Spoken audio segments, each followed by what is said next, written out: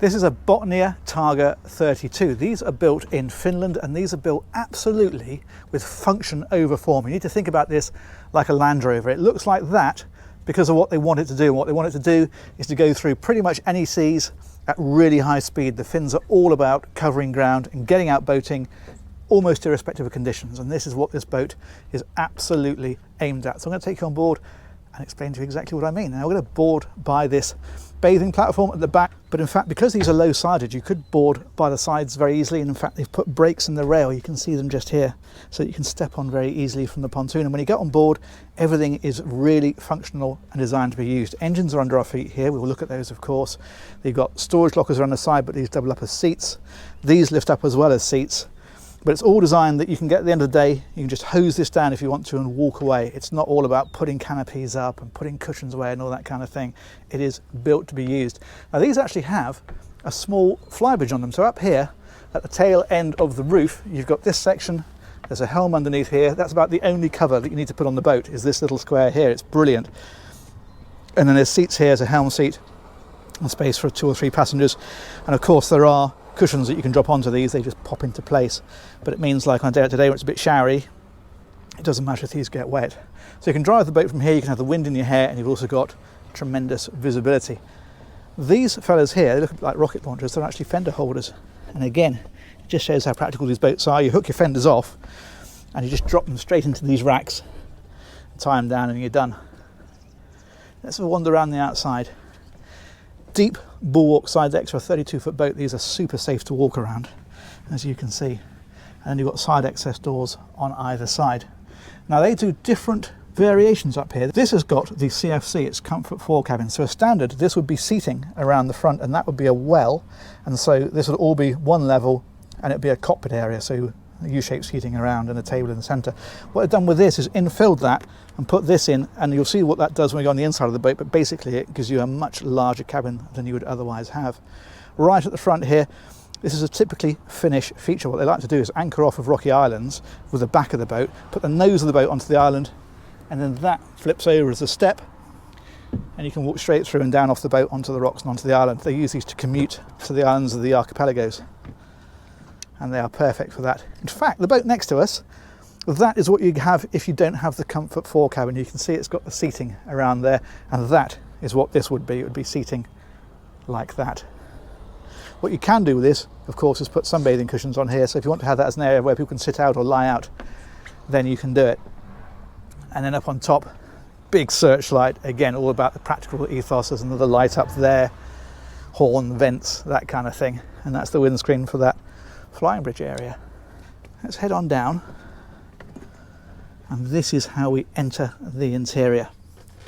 This, I think, sums up these boats, because you've got this helm here. You can stand, you can drive, you can step straight off through here. There's a cleat here, so if you're on your own you can reverse in and just put a rope straight on. It's all about easy handling and being able to operate the boat single-handed if you want to. But if you're on a longer cruise, you don't want to stand here at the helm, of course there's a helm seat, but this is neat. If you pull this lever here, the whole thing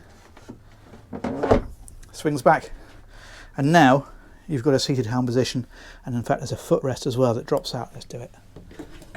Just there, and now we can sit at the helm and drive a boat like this. Cunning, huh?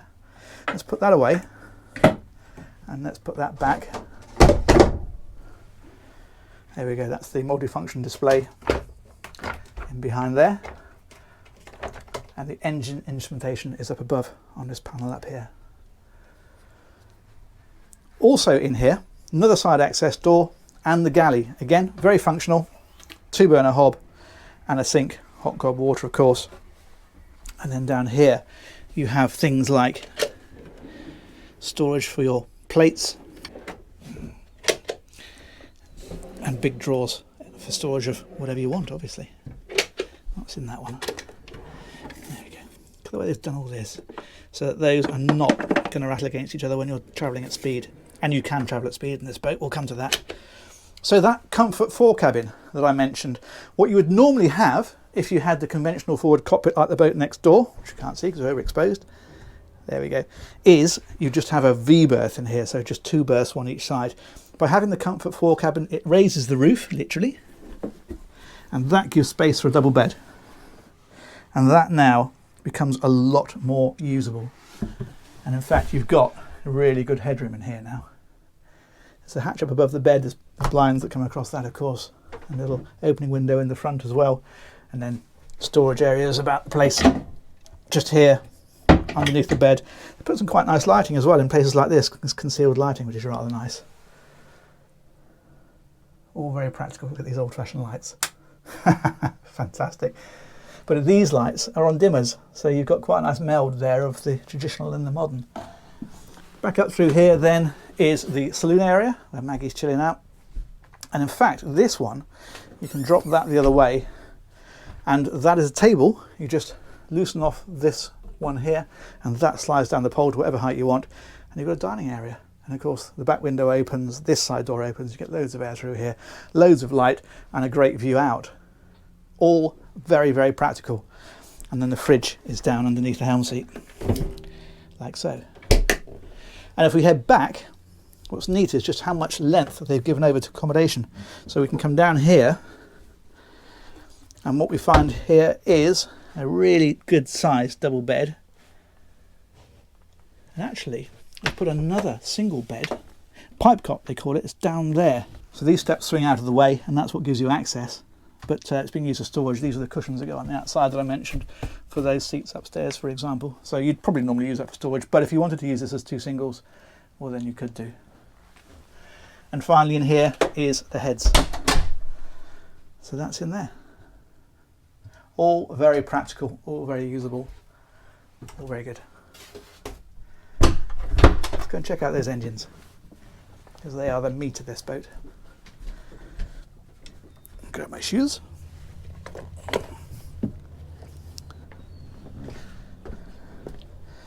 So just like everything else, these are really get-outable. Let's just swivel those fellas around.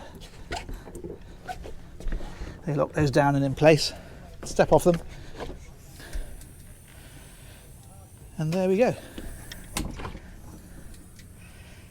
Hugely accessible. You can step down into there and really get down and around the engines. And the engineering in here as well. I don't know how well you can see that, but look how nicely that's rooted. There's a real depth of engineering in this boat. These are a pair of Volvo Penta D4 300s. They're on stern drives, and they're giving the boat probably about 40 knots. It's a real flying machine. But the beauty of these is they've got a fantastic hull. So she'll cruise at 30 knots all day long, but she'll do that in some pretty decent seas as well. You don't need to slow down for much in a Targa. Fuel filters, where you can get to them very easily. And that is actually the cockpit table stowed underneath there. So again, tucks it out of the way, but you can bring that out. If you want to eat outside, you can do it. Brilliant. Let's drop those back down.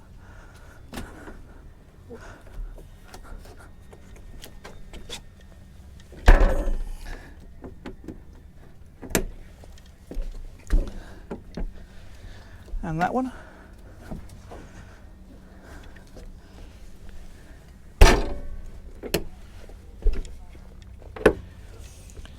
And that is a Botnia Targa 32. So huge thanks to Wessex Marine, who are the dealer for these in the UK, for letting me have a look at that one. And huge thanks to you guys for watching. If you've not subscribed, why not hit that button? Do me a favour, honestly, it really helps. And we will look forward to catch you on the next one. And you'll know when it appears if you've hit the subscribe button, because it'll let you know. We'll see you there. Take care. Bye-bye.